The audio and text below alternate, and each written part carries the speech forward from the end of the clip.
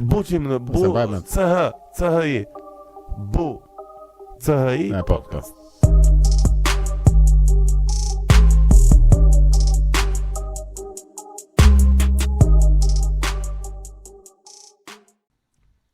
Me që po kalon edhe biseda atje, le të kthehemi, le të bëjmë disa hapa pas. Po të parashtroj një pikturë që do të ma përshkruaje pak. Është viti 2003 në Tiranë, Endri Shabani është 18 vjeç. Të na bësh një autobiografi që nga mosha 18 vjeç, si ishte kur ishte atje dhe si erdhëm deri këtu. Është koincidencë. Para gjysmore më çon një shok klase një certifikat. Se dia duket tu? Pak. Okej, është thot certifikat. Jepet filani thot si kampion i shaut, organizuar thot në mars 2003 në Institutin Harry Fulls thot, duke zënë vendin e parë si kampion shau. Kryetari i Komisionit të Aktiviteteve Endri Shabani. Në mars 2003 kam qenë kryetari i Komisionit të Aktiviteteve tek Harry Fullsi. Unë kur kam qenë adoleshent, sepse Harry Fullsi zjaste 5 vjet. Ka disa që e kanë mbyllur për 4. Tani ke Harry Fullsi, unë kam qenë shumë aktiv. Themelum një gazetë, që nga Harry Fullsi e bëm gazetë në të gjithë Tiranën, pastaj në gjithë Shqipërinë, quhet Gazeta Foris. Pre Forisit pata një lloj ekspozimi, ndërtuam në 2003-shin, për koincidencë, ne kemi ndërtuar paralelisht me Facebookun, një Facebook në Shqipëri. Pa kontakte me njëri tjetrin, pa e ditë. Seriozisht. Është interesante, kam prova për këtë. Harry Fullsi ishte shkolla e parë që kishte internet në Shqipëri, se nuk kishin të tjerët. Dhe koncepti që kisha unë ishte që të bënim një network me një faqe për gjithë shkollat e Tiranës, sepse çfarë ndodhte ishte që nxënësit e Harry Fullsit hiknin, shkonin jashtë, edhe ne humnin kontakte me njëri tjetrin. Ose e njëjta gjë ndodhte me maturat e shkollave të tjera, që ikën dhe pyesin, "Çu bë filani, nga shkoi, ku shkoi?" Dhe unë kisha idenë që ne të bënim një profil për çdo njeri. Dhe kemi bërë në atë kohë mira foto maturantësh. Do t'i kemi diku, shkollat.net quhej faqja. Dhe ne shkonim fotografonim maturantët, i bënim një profil me një adresë emaili. Se në ato akoma sa kishin dalë telefona, kryesisht emaili ishte, po prap, edhe atë pak veta e kishin, po kontaktet, emailin, dhe ideja ishte që ata do na updatonin çdo vit që jemi këtu, jemi aty, dhe nëse do shkonte Bleoni të pyeste për dikë, ne do e kishim informacionin, do thonim ku ka përfunduar ndriti, është në filan vend, ky është numri kontakti. Kjo ishte logjika jonë primitive e asaj kohe. Dhe njëkohësisht kishim edhe bëm dhe gazeta për shkollat, gazeta të vogla për shkollat, dhe kishim një faqe të përbashkëta ku jepeshim lajme çfarë ndodhte nëpër shkolla. Filan shkollë ka këtë parti, filan shkollë ka këtë ngjarje. Kështu filloi në atë kohë. Ne lam pasaj se ishim aq orientim kishim, aq mundësi kishte, aq interes kishte për internetin në Shqipëri, po kemi hap një nga faqet e para. E duket si gjë e vogël, domethënë, po kur e krahasoj me çfarë debatesh kishim ne, kur ishim gjimnazistë, domethënë, edhe çfarë bëhet tani. Ku ke qenë, çfarë shkolle ke qenë? Unë kam qenë te Bardut Karbonara në Berat, është gjimnaz publik. Po, e njoh. E me bindur që mund të ketë pasur një 2-3 kokra, domethënë që mund të merreshim në një projekt këtu apo atje. Ka pas shumë mirë atje, se unë pastaj më mbrapa bëra kryetari i Parlamentit Rinor, edhe kam ardhur në Berat. Patjetër, por po them, nuk është diçka e vogël, është diçka e madhe, domethënë të bësh një gazetë, ndryshe me këto tani që shikojmë që çfarë çarkullojnë online. Ne ishim të parë që kishim internet, se ky është avantazhi. Pra nuk në flasim 2003-shin, nuk kishte internet në Shqipëri. Ishte në shtëpi mund ta lidhje do duhet të kishe një modem, e lidhje me telefonin. Edhe ka qenë Upcomin duke se ka qenë i parë, nuk e mbaj mend, fusje një kod kështu dhe lidheshe. Ne ke fullsi nga që kishim student elektronike, kishim një sallë, kishim internet 24 orë, ne kishim akses në gjëra që të tjerë nuk i kishin. Padyshim dhe kjo na dha avantazhe.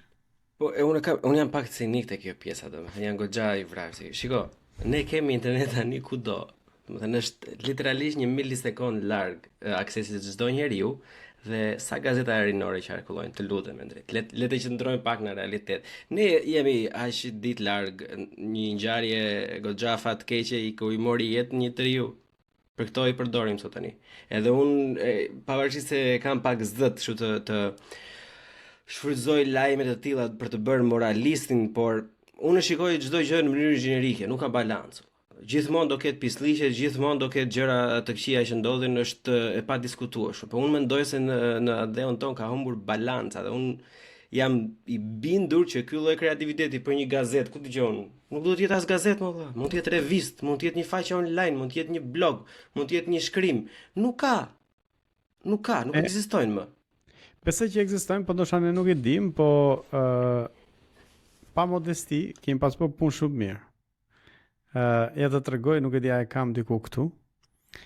Kemi pas designer jashtëzakonisht të zot. Edhe ne në fakt krijum si duke gazeta. Nuk e di se nuk e tregon mirë ajo kamera, po kishte goxha design kur e mendon për çfarë vite shlisnim. Nuk të dëgjoj më. Për ato kohë është spektakolare.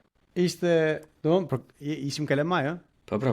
Pra, Kalamaj, edhe ky ka do të jetë numri 12, mos gabojm. Kështu që bënim punë shumë të bukur, morëm kemi fituar çmime, krahasu me adoleshentët e tjerë, ne bënim punë shumë të mirë. Pikërisht, kurse ne tani bëjmë meme me Edi Ramën, e kupton? Mirë, dakor, po jam i sigurt që ka diku është një grup të rinj që janë duke bërë një gjë. Por tani ka shumë.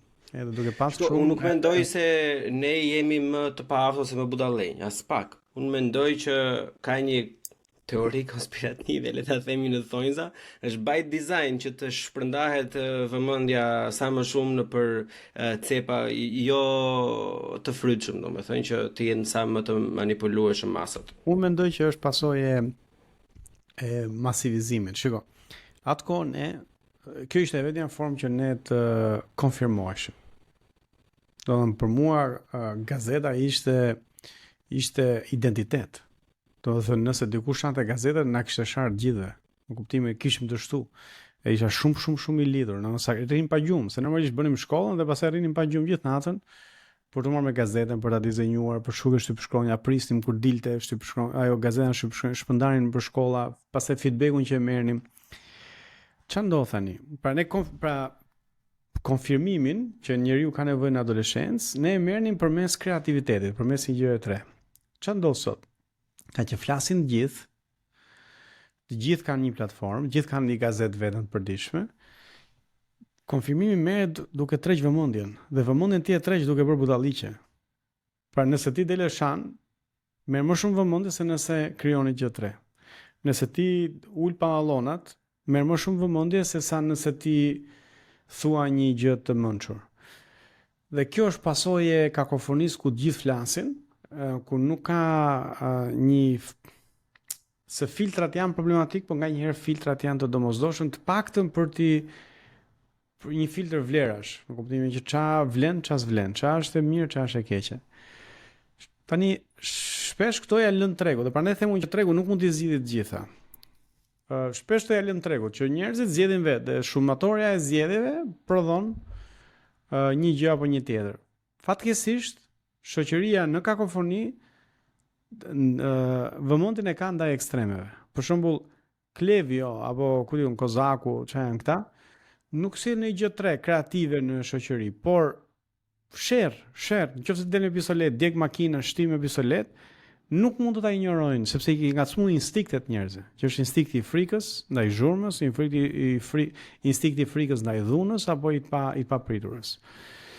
Tani këto janë pasojat e masivizimit. Po padyshim që po të kishim një shoqëri, një shtet më të përgjegjshëm që synimin e ka edukimin e shoqërisë, do kishte punuar që edhe media edhe institucionet e tjera si shkolla të promovonin një model alternativ.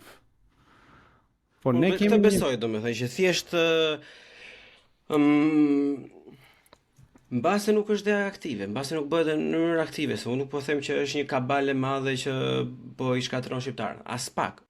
Por ashtu siç është, me çfarë do lloji synimi apo qëllimi, ose thjesht nga mos veprimi I tyre, jemi këtu ku jemi. Po gjithsesi, se do e cekim her pas here këtë pjesën e shoqërisë. Është indiferencë, do të thënë.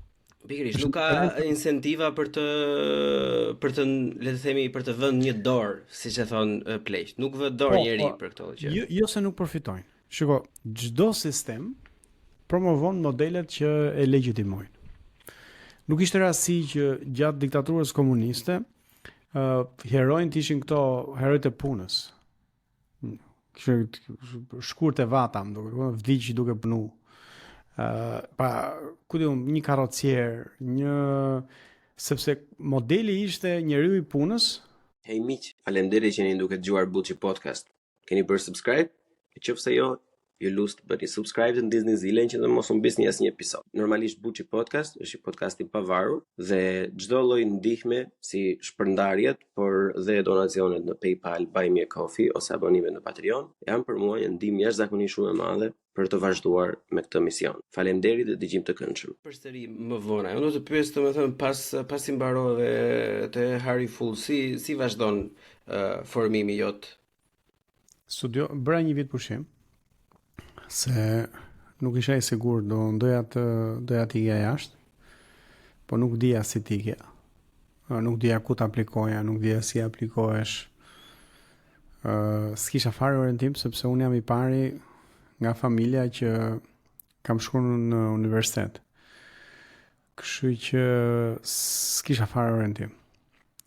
Kishte shumë njerëz që ikshin atë kohë në Amerikë, po kishin jo prindrit, jo një shok, një gjë, nuk e di, unë nuk kisha, megjithëse dëshirën e kisha shumë të madhe. Edhe bëra një vit pushim, u mora me aktivizëm, po ndërkohë do përpoqja të sqaroja çfarë do doja studioja, ku do doja studioja, se kisha një lloj dileme midis gazetarisë, që kisha shumë qejf, juridikut edhe shkencaja politike. Përfundova studiova drejtësi, punova 2 vjet pedagog, do të thënë ato fillimet e para, edhe pastaj aplikova për master në Angli. Aplikova në Angli dhe në Gjermani, fitova këtë dyja, po normalisht Angli ishte Oxfordi, kështu që Oxfordi kishte shumë logjike si zgjedhje, patjetër.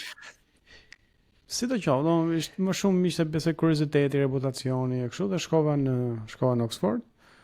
Bëra masterin në Oxford, u ktheva në Shqipëri në 7 muaj, punova këtu, edhe aplikova pra për doktoraturën. Në fakt pa ta aplikuar dhe gjatë masterit, po kur aplikova gjatë masterit, aplikova në mars, s'kishte bursa universiteti, fitova një bursë të vogël aty, aplikova ke fondi ekselencës, kam aplikuar 2 herë ke fondi ekselencës. Për ata që se dinë, fondi ekselencës është fondi I Ministrisë së Arsimit. Edhe të 2 herët nuk më dhanë. Kështu që pra isha pranuar në Oxford dhe për doktoraturë me një herë mas masterit, po ka që s'kisha lek, erdha në Shqipëri. Punoja 7 muaj, aplikova prap, jackpot, fitova një bursë që quhet Clarendon, që është jashtëzakonisht shumë gjeneroze, si thosh, si bursë.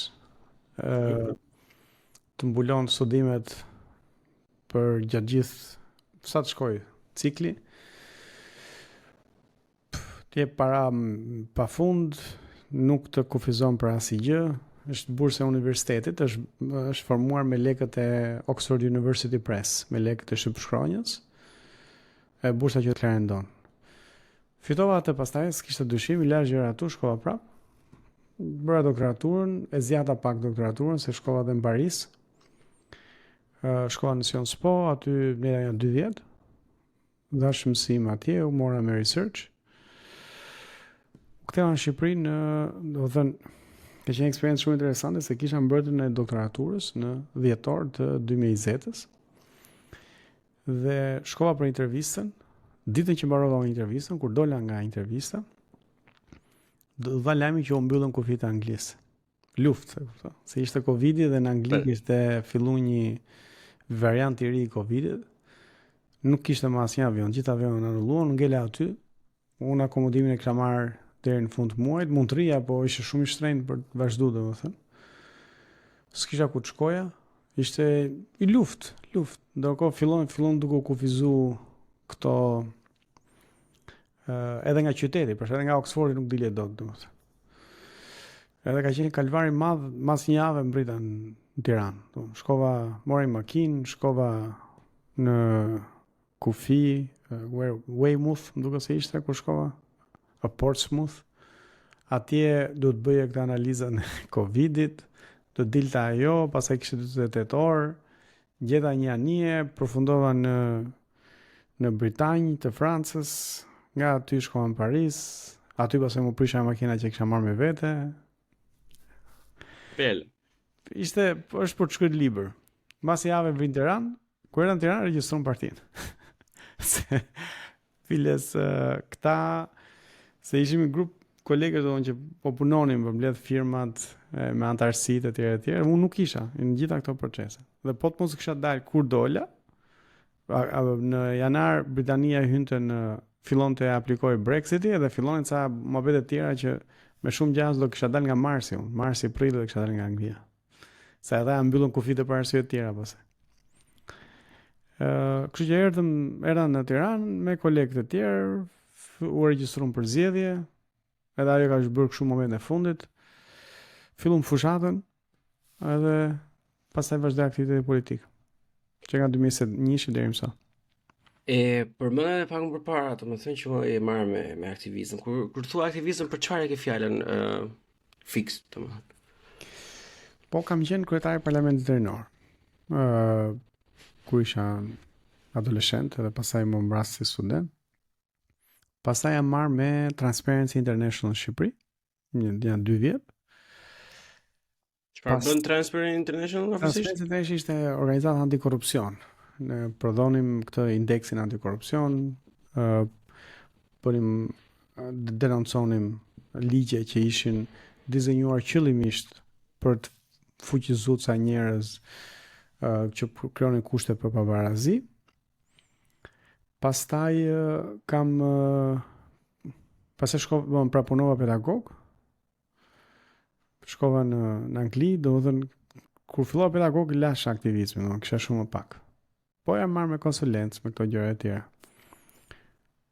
Dhe ndërkohë gjatë gjithë kohës, pra edhe kur isha student në Angli, kam qenë kështu pjesë e shoqërisë civile. Domethënë sistematikisht. Kam qenë vija për protesta, shkruaja, dila nëpër emisione.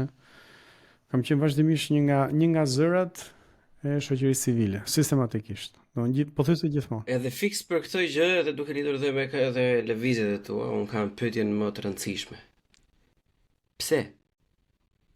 Pse molla?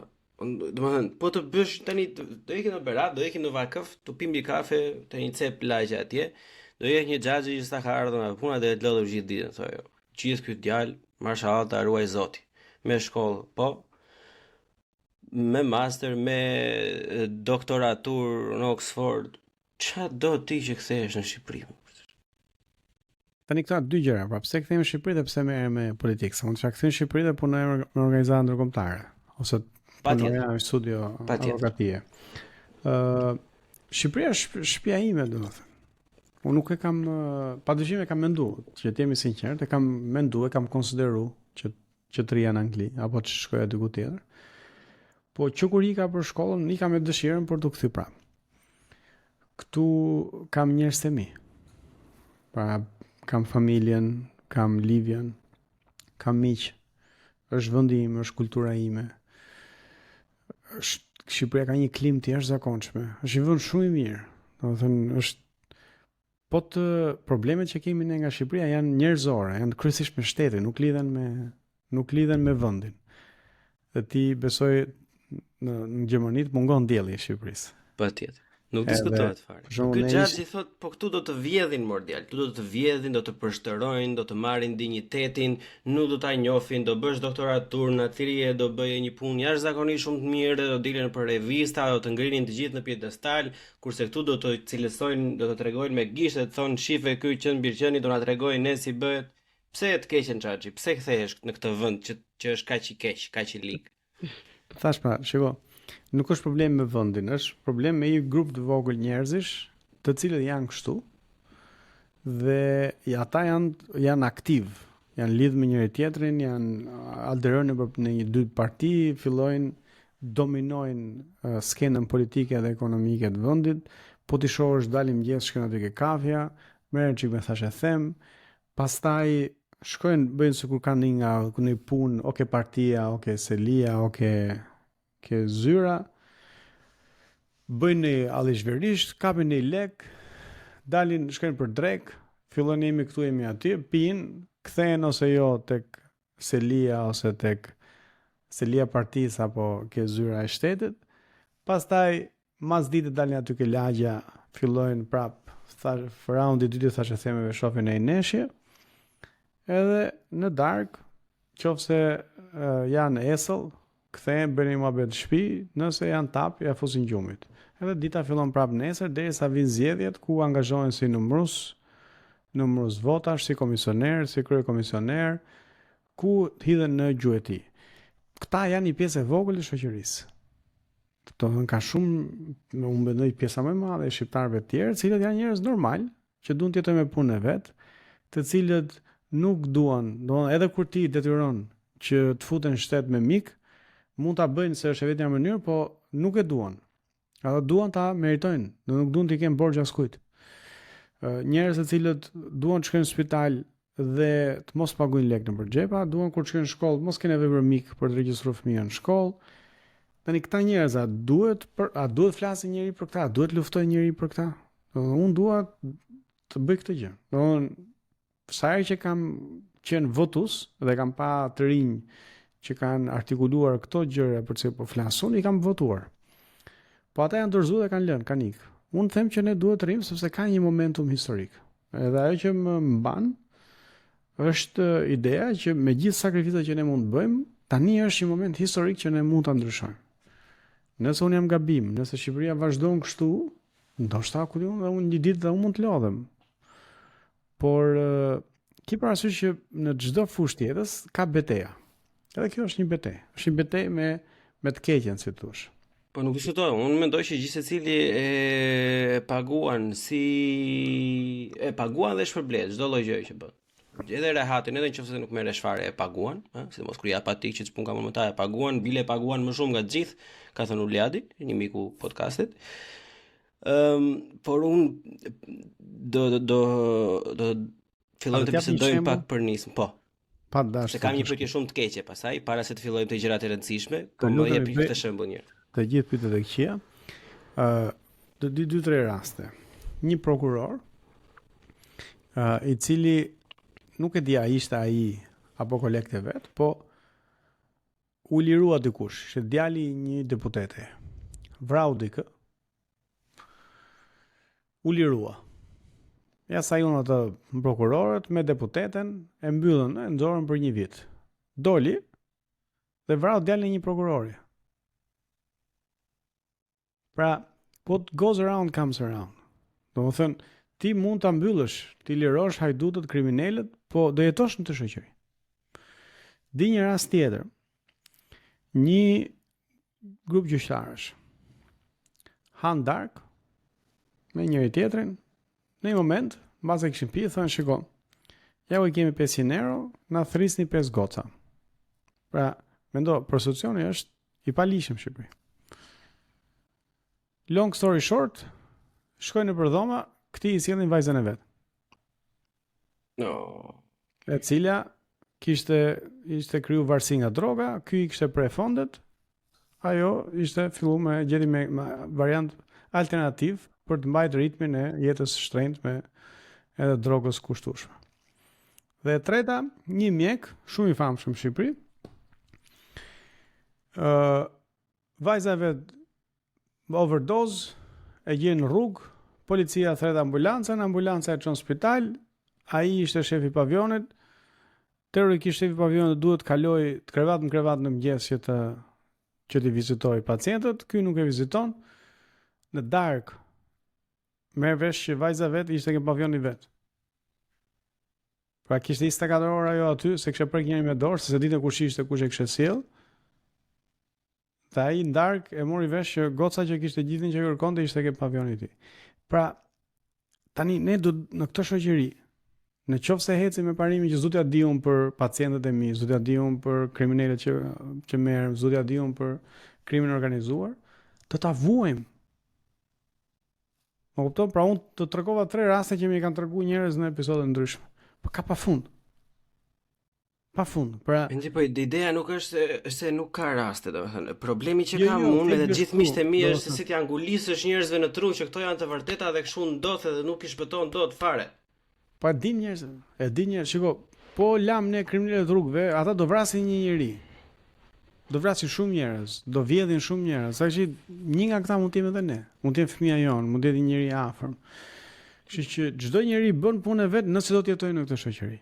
Këta shpesh lekët i vjedhin këtej edhe fëmijët i çënë ndej. Po ki parasysh që kjo ka qenë çka ka ndodhur në 34 vjet. Unë mendoj që gjërat po ndryshojnë. Pra ky është një moment historik i cili do të thënë nuk duhet neglizhu. Po ndryshon Shqipëria, nuk është më Shqipëria që ka qenë. E kuptoj. Përpara se të futemi në se sa shumë po ndryshon Shqipëria, çfarë ritmi, si duhet të ishte dhe çfarë do bëjmë ne, kam një pyetje që në fakt nuk mund të rria. Si për mirë, si për keq nuk mund të rria, pa bërë që është lidhur me teoritë konspirative ose të themi idet. Shiko, do të ta shpjegoj edhe një gjë që mos të ndihesh dhe i veçuar. Si për Arlin Qorin, si për Etik Lapaj, si për Agron Sheaj, kohën e fundit, më thënë, po t'i vësh re komentet në Instagram, gjithmonë është dikush që ka diçka për të thënë. Aty ku ngec është prova. Më thanë para ca kohë që Agron Sheaj, do më thënë, ka bërë këtë pislik me një kompani që ka pasur. Me thëmë po mirë zotëri, në rregull. Më dërgon dot një video ose një email ose një fotografi ose një gjë që ta hedhun e unë dalun me fytyrën time dhe e denoncoj këtë gjë, e them që shife çka ka bërë ky filani. E bebe jo, po se nuk e kemi, nuk bëhet, e kam fshirë ata që shpejt e tjerë. Tani, për sa i përket figurës tënde, vetmja që jam unë në dieni është, megjithëse kjo është e batanie, i hidhet gjithëve, është Soros. E ke parasysh? A do ta zbërthejmë çik bashkë? Okej, jepi pa dhe ta zbërthejmë pak bashkë. Domethënë te unë e ke lirin ta zbërthesh në mënyrë si duash ti. Ato çka më ka thënë mua me një debat. Jo debat, një bisedë vogël. Ka punuar për fondacionin, ka foto me Erion Veliaj, që nuk e di se çfarë do thotë ti kesh foto me Erion Veliaj, do të thonë se mund të kem edhe unë foto me Erion Veliaj, po nuk kam. Gjithsesi. Dhe ka marr fonde nga Open Society ose është ndihmuar nga Open Society. Tani me këto unë nuk e di, nuk kam parë asnjë dokument, asnjë faturë, domethënë të ndonjë fondi në një gjë tjetër. Por duhet të kesh parasysh që këto lloj janë teori ose disa njerëz i besojnë dhe jetojnë sipas tyre, domethënë edhe në mungesën e çfarëdo lloj prove. Vetëm ideja, domethënë që ky është vënë nga filani apo nga fistëku për t'i hequr vëmendjen këtij apo për t'i marrë vëmendjen atij tjetrit. Tani, meqense ne nuk jemi ku dëgjojmë në një televizion jashtëzakonisht të madhe që nuk kanë kohë të merren. A e ke dëshirën dhe interesin të na thosh ku qëndron e gjithë problemi këtu? Tani ti marrim të treja. E para në lidhje me Erion Velin nuk kam asnjë foto. Edhe nëse e kanë le ta nxjerrin, sepse unë nuk kam qenë asnjëherë në raporte miqësore me Erion Velin. Jo s'është një krenari, sepse ai është një njeri normal që para se të bëjë politikan ka jetuar në këtë qytet. Edhe njerëzit dhe mund të ishin takuar etj. Unë nuk kam pas marrëdhënie të mira me të, sepse në 2003 ose 4 ose ndoshta 5, nuk e mbaj mend, për në atë periudhë, kur kam qenë 18-20 vjeç, Unë drejtoja parlamentin rinor, ai drejtonte mjaftin. Dhe ata bënin letra kundër nesh sistematikisht. Dhe një herë mason më të fundit, dhe unë bëra një artikull kundër mjaftit edhe Rion Velis që e drejtonte dhe nxora edhe ca foto që këta i kishin nxjerr vet. Nuk është se ja moran ansitar, i kishin nxjerr vet në atë kohë, bënin ca CD prezantuese dhe kishin nxjerr ca foto vet ku visheshin në forma kështu ndryshme. Edhe unë bëra artikull nxora edhe foto, fotot troqen më shumë vëmendje. Edhe bëm goxha bujë, edhe sot eksa dia e përdorin akoma ato fotot. Kështu që ky ka qenë kontakti dhe ky ka qenë konflikti që para 20 vjetësh me Rion. Kështu që nuk kam në një nuk ka foto time me Rionin sepse nuk kemi qenë asnjëherë në kushte miqësore, kemi qenë gjithmonë në këtë antagonizëm. Më kupton? Ato foto biles ju përdorën për te edhe dëshirës time, për qenë sinqert, se unë nuk është kjo mënyra se si unë i luftoj apo i sulmoj njerëzit. Por God works in mysterious ways, nuk i di asnjëherë. Kjo, ajo ishte, ato ishin foto që ata kishin nxjerr vet në një CD prezantuese, zgjedhja e tyre, nuk ka rëndësi. Tani, në lidhje me Sorosin, vëre një gjë se shumë interesante. Shikoj, është problemi i madh këtu në fakt në opinion publik, pavarësisht se sa bosh është. Hajde merremi gjatë me të, po të t'jap një këshill, domethënë sugjerim që ta vësh re një gjë. Në qoftë se dikush akuzohet se është i Sorosit, do thotë që nuk ka asnjë provë që ai njeri ka vjedh. Është, domethënë, nëse duhet më dhënë certifikat dikujt që nuk ka vjedh, dëgjoj a akuzojmë për Soros. Pse? O ka bashkëpunu Sali Berisha, Ilir Meta dhe Edi Rama me Sorosin, s'ka ngel njeri në botë. Dhe kur vjen puna akuza nuk është kjo. Pra pse s'ja përmend njeri Sali Berishës Sorosin? Sepse Sali Berisha më javon të përmendësh 21 janarin, ti përmendësh Gërdecin, edhe s'ke nevojë për Sorosin. Nga Sorosi kanë marrë lek gjithë. Sorosi ka ardhur në Shqipëri në vitin 90, një vend shumë i varfër, ku njerëzit o do bëjnë lek me biznes, o do bëjnë lek me krimin organizuar. Nuk ishte, pra, shteti ishte shumë i varfër, nuk ishte shoqëri civile, dhe Sorosi bashkë me USAID-in, me Bashkimin Evropian, fillon të hidhin lek për shoqërinë civile, për të krijuar shoqata, dhe Sorosi ka dhënë lek për shkolla. Për shkak kam qenë ke shkolla Lidemi, e cila u ndërtu me lekët e Sorosit. Nuk ka njeri që s'ka marrë lek nga Soros. Të gjithë ata që janë ke syri për shkak TV, të gjithë kanë marrë lek nga Soros. Kanë qenë dhe drejtues të Sorosit, kanë qenë funksionarë të Sorosit.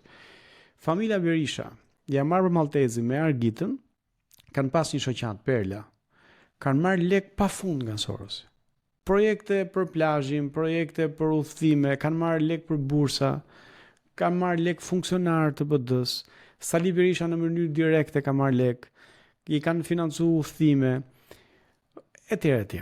Kështu që të thush se kush është ideja? Ideja këtyre e para nuk gjen asgjë, se po të kisha vjedhur unë, nuk do të përmendnin Sorosin. Do thonin ti shiko se ti ke vjedh këtë naftën, kromin, këtu, atje ke firmos këtë, ke bërë atë. Ja s'kan asgjë, s'kam qenë në shtet. Merrem me këtë gjë. Tani ku duan të dalin këta?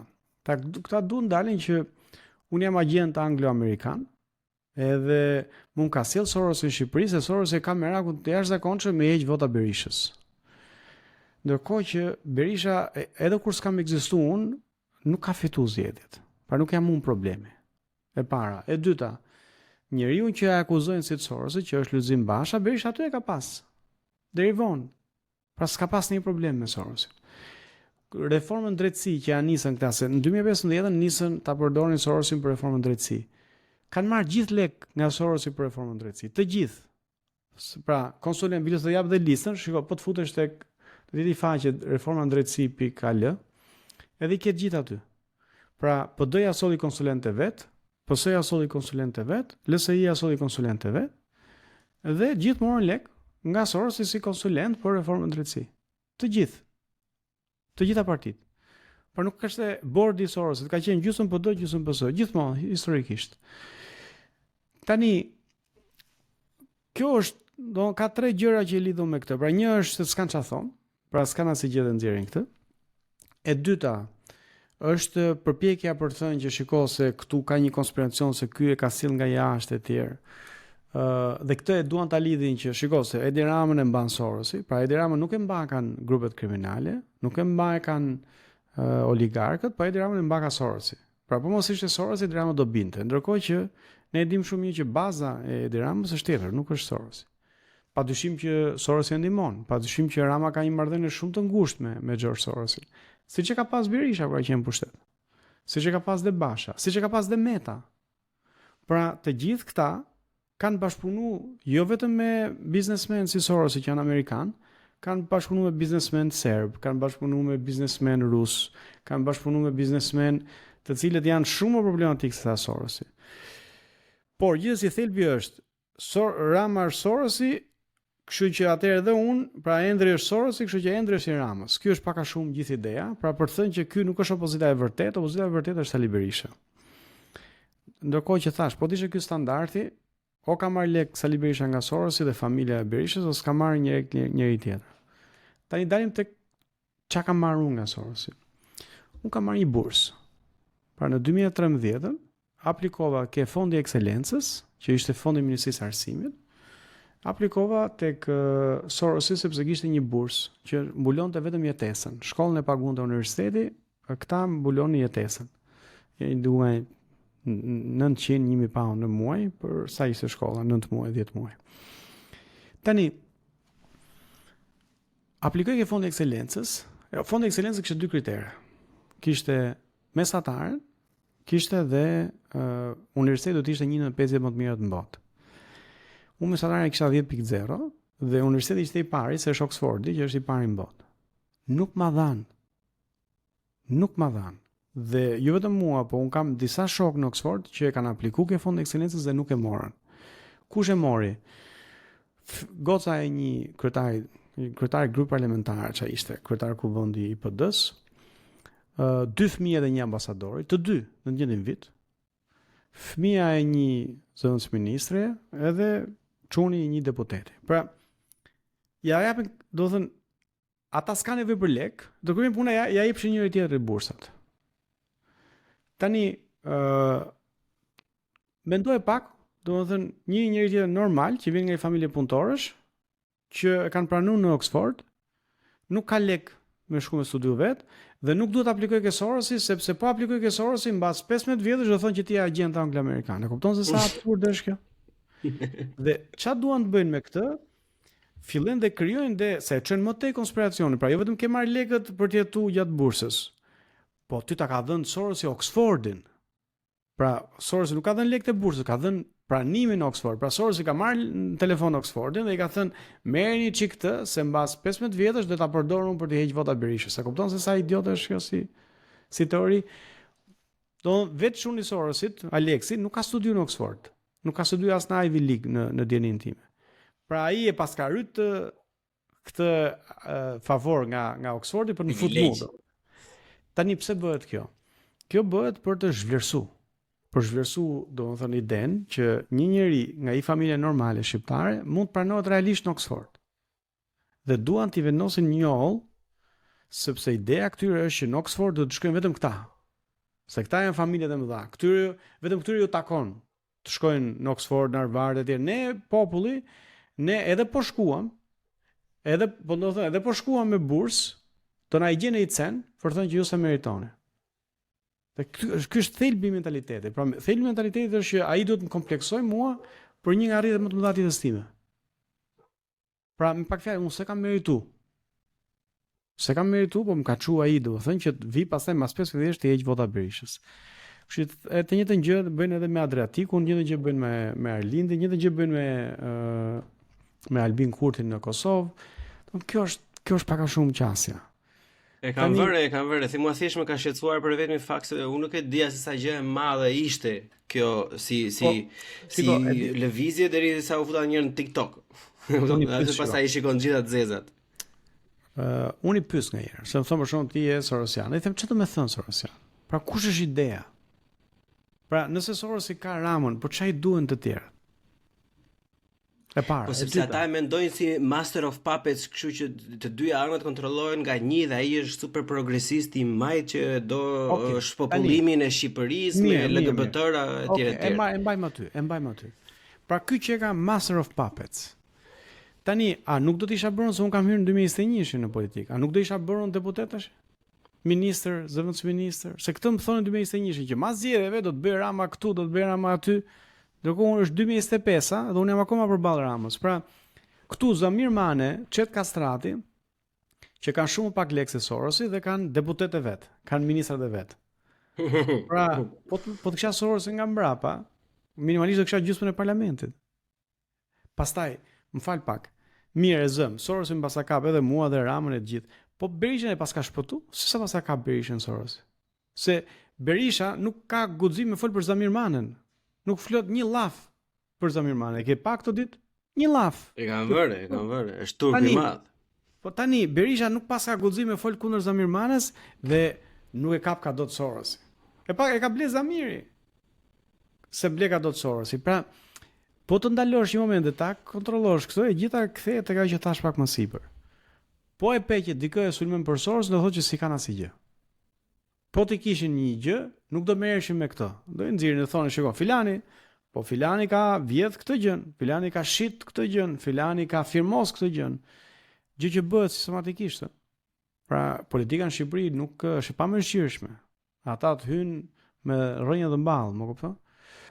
Kam një pyetje se e sqaruam këtë se mos duket sikur jam një gjë pa. Jo, e sqaruam. Domethënë është për kënaqësinë time, po sqaruar për mua quhet e sqaruar për çdo gjë. Kam fjalën, domethënë është një gjë që unë dëgjoj dhe në fillim nuk i vija veshin, pastaj kam dëgjuar kaq shumë sa që në moment më bezdisi, po nuk e çati bësh se këtu bishtin po se pa ta vën këta, më kupton? Po nëse ka një gjë që më mërzit është kjo. Domethënë dëshira që njerëzit zakonshëm, pra fëmijëve të njerëzit zakonshëm, t'i vën një njoll ke arritjet më e madhe jetës vet. Pra, me pak fjalë vetëm këta e meritojnë. Vetëm këta mund të normalisht është mënyra, është mënyra se si përçmohet tjetri, sidomos kur ngre kokën ndryshe nga turma. Pra, ideja është për ta zhvlerësuar arritjen, sepse ata e kanë të paperceptueshme që ne mund t'ja dalim jashtë klimës këtyre. Se këtu e dominojnë gjithçka ata. Këtu s'ka shanse ditë të fitosh përballë atij. Ke fondi ekselencës, nuk ka shanse fitosh tek ai përballë. Do të vija aty se ajo është për pjesën e tretë, por kam një pyetje të fundit për pjesën e dytë, do ta konsumojmë të pyetjen shpejt që edhe mos të zgjatemi se edhe ti do jesh i zënë. Pjesën se duhet për pjesën e tretë është më e rëndësishme në fakt, por për pyetjen e fundit për këtë pjesë të dytë është kjo lufta e kulturave. Culture war që është në botë. Tash i largojmë pak nga Shqipëria, shikojmë gjithë makro. Ne jemi shumë të vogël edhe të parëndësishëm në makro, por le të se ka filluar edhe në Shqipëri dhe bëhen këto debate online etj që është normalisht krahu siç që sot e kësaj dite quhet i djathtë me të gjitha zoti, familja, a thua se të tjerët nuk e duan familjen etj. Shiko. Edhe ana tjetër pastaj që të majtët që janë ndryshe nga të majtët në fakt. Unë e kam probleme me të majtët, si Blon, si individ. Unë nga vetja do nisem, nuk mund të bëjmë kështu cinik ose jo cinik, po nuk mund të gënjej të them që Bloni s'ka asnjë problem. Për mendimin tim që të hedhësh poshtë një ide radikale të djathtë është jashtëzakonisht shumë e thjeshtë sepse në mënyrë logjike një radikal i djathtë hidhet poshtë shumë shpejt. Kurse një radikal i majt për mendimin tim është shumë e vështirë pasi sidomos me të gjitha ato genders etj, domethënë bëhet gjithçka në emër të mirës, sepse ti je i ligë nëse nuk ecën me gjëra të tjera dhe është shumë e vështirë. Tani, ti beson se kjo culture war, domethënë është diçka reale, është diçka e stisur, është një fluska, çfarë po ndodh me ne domethënë, me këtë brezin tim më shumë. Shiko. Brezi im flasim italisht, sepse shikoni Mediasetin. I brez mbas me flisnin spanjisht dhe turqisht sepse shifrin ndryshun telenovelat. Pra nuk ishte më Mediaset, nuk e leju më, u fut Digitalbi me këto telesporte, dhe ata fillun të shifrin telenovela turke dhe spanjolle. Brezi më i ri tani, studentë e mi, flasin anglisht prej social medias, pra YouTube-it edhe mediave sociale. Dhe përpasoj ne importojmë shumë debate që nuk janë të shoqërisë shqiptare. Por kthehen, pra bëhen pjesë e debatit në Shqipëri. Tani, kush është debati në Amerikë, po jo vetëm. Është një grup ekstremistësh, që unë i quaj, po jo vetëm unë, po wokistët, të cilët në një farë mënyrë janë përdor nga ekstremi i djathtë për të sulmu të majtën. Dhe këtu ka një konflikt midis dy ekstremeve dhe nuk ka vend për njerëz racional. Domethënë, nga njëra anë janë këta që duan ta kthejnë botën mbrapa, disa drejta që janë arritës, për shembull drejta e abortit. Duan ta rikthejnë aty, duan të shpallin dhe luftë fetare, pra në bazë të njërës feje kundër fesë tjetër. Po këta janë ekstremistë, pra janë ekstremistë brenda të djathës. Dhe ka ekstremistë brenda të majtës, janë këta wokistët, të cilët premisa mbi të cilën ngrihen mund të bëjë sens, po e kanë çuar në ekstrem. Pra kush është premisa? Premisa është në feudalizëm ti lindje dhe fati jot ishte i përcaktuar. Pra ti lindje bujkrop ishte bujkrop. Ti lindje feudal ishte feudal. Dhe atë që kapitalizmi dhe pastaj reformat shoqërore i sollën botës ishte që njeriu e zgjedh vet profesionin e jetë. Pra edhe fëmia e një fshatari mund të ndërrojë që një ditë bëhet president. Tani këta këtë ide ku njeriu mund të zgjedhë vetë jetën e vet, profesionin e vet, e kanë çuar në ekstrem. Pra njeriu mund zgjedhë vetë edhe gjinin, mund zgjedhë vetë edhe moshën, mund zgjedhë vetë edhe a është kafsh, pra është mace apo njeri. Tani kjo kur ti e çon në këtë ekstrem, në disa raste ose kur e çon deri në këtë ekstrem bëhet qesharak. Për shembull kam parë në internet, për shembull kalamaj që thon unë identifikohem si mace dhe e kanë seriozisht. Po patjetër. Tani kjo vetë për mendimin tim është shesharake. Aq më tepër duke pas parasysh që kalamajt duan vëmendje dhe kur ja jep këtë platformë fillojnë edhe shkojnë në këtë. Me shesharake është dhe shumë e trisht në fakt, që po çfarë lejon cinizmi. Kalamajt duan një lloj vëmendje, prandaj është mirë që ti mbrojmë kalamajt nga ekspozimin nga këto gjëra, sepse më shumë stres i prodhojmë, mendoj unë. Thënë kjo, unë nuk e kam problemin tek përkufizimin personal që njeriu ka. Ore një njeri do më të identifikohet si burrë, si grua, është zgjedhja e vet, nuk ja imponojmë. Por ajo që ata kërkojnë është të ndryshojë shoqëria për të akomoduar preferencën personale. Dhe në këtë pikë, kjo nuk mund të bëhet me parimin që ç'to duhet ty. Dhe unë kam shpesh të debat. Pra ai thot, unë dua të identifikohem si grua, ndërkohë që kam lindur si burr, dhe ty s'ka çfarë duhet se është zgjedhja ime. Dakor, deri në këtë moment mua s'më duhet, por kur ti do që të vish të konkurosh tek një sport që ne kemi ndarë në bazë të gjinisë, po më duhet sepse kemi vendosur kriteret ne këtu. Pra është një problem shoqëror, nuk është një problem personal. Dhe duke qenë një problem shoqëror, na duhet bëjmë gjithë dakord. Ti s'mund të thosh ç'duhet mua. Dhe përpasoj, ti nuk mund të imponohesh me idenë që unë bëj çfarë dua dhe gjithë ju tjerë që do ndryshoni për të akomoduar preferencën time. Se merr rastin e Ukrainës. Ukraina vendosi që burrat do rinë në Ukrainë, gratë mund të ikin, të emigrojnë. Shkonin burrat atje në kufi dhe thoshin identifikohem si grua. Tani si e zgjidhim? Realisht, si e zgjidhmë? Jo, nuk e zgjidh. Sepse ne kemi ndërtuar që gratë nuk do t'i çojmë në luftë. Pra ti po kërkon që ne t'i çojmë në luftë të gjithë, burrat dhe gratë, që mund të jetë vendim shumë i drejtë. Po është vendim shoqëror, nuk mund ta marrë një njeri. Dhe thot tani çoj gjithë në luftë sepse ç'do duhet ty se ti e kam zgjedhur unë. Kjo është pjesa e parë e problemit. Pjesa e dytë e problemit është unë e konsideroj veten një liberal. Pra unë dua që njerëzit jenë të lirë për të folur, për të vënë pikë pyetje e tjerë. Këta wokistët janë ekstremistë, nuk të flasësh. Pra nëse ti e shtron këtë pyetje ose këtë debat që ne po bëjmë tani, që është një debat normal midis njerëzve intelektual, më njëherë është ajo që quhet cancel culture. Pra ti si do të mësim në universitet, ti anatemosh, ti je homofob, ti je ai që inkurajon vrasjen edhe torturën e homoseksualëve, pra bartezi. Duke i heq mundësinë njerëzve racional që të marrin pjesë në një debat normal, duke ta heq fjalorin për ta përdorur dhe për të vendosur pikë këto çështje, dhe duke e kthyer debatin midis dy njerëzve, dy ekstremistëve. Pra nga njëra anë është ajo pjesa, siç të thash, që duan me i myt me realisht këta, pra kanë filluar tash për shembull që mund ka bërë është e frikshme. Ku unë jam rritur, homoseksualit në lagje që kemi pas ne, nuk i rrifte njëri. Unë nuk di asnjë rast që ne të rrifshim ose dikush rrife se ishte homoseksual. Mund të kishte bullizëm, por nuk i rrifnin. sot di shumë raste ku fëmijët, adoleshentët e ri rrafin homoseksual. Ka qenë biles një çunë, kisha i njohur domethënë, punonte në një nga këto ambasade, e kishin rrahur. Do kalu që e kishin thënë novull, e kishin bërë gjak domethënë. Kot, vetëm sepse ai është homoseksual. Këto janë dy ekstremet. Unë nuk jam dakord me asnjërin nga këto. Nuk jam dakord që ne të rrafim njerëzit për zgjedhje personale që kanë bërë. Pas nuk jam dakord që ne, domethënë, vit dikush tash dhe ti imponohet shoqërisë pa pranuar premisën që ne duhet flasim, duhet diskutojmë dhe këto gjëra ndryshojnë në mënyrë demokratike, jo me imponim.